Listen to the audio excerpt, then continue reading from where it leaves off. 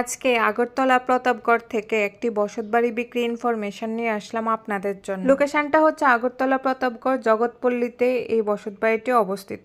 Pratapgarh high স্কুলের কাছাকাছি এই বসতবাড়িটি অবস্থিত। 12 ফুট পিচ রাস্তার পাশে এই বসতবাড়িটি অবস্থিত।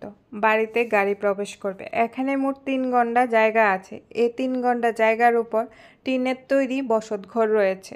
বসতঘরটাতে হাফ ওয়ালের একটি বারান্দা রয়েছে।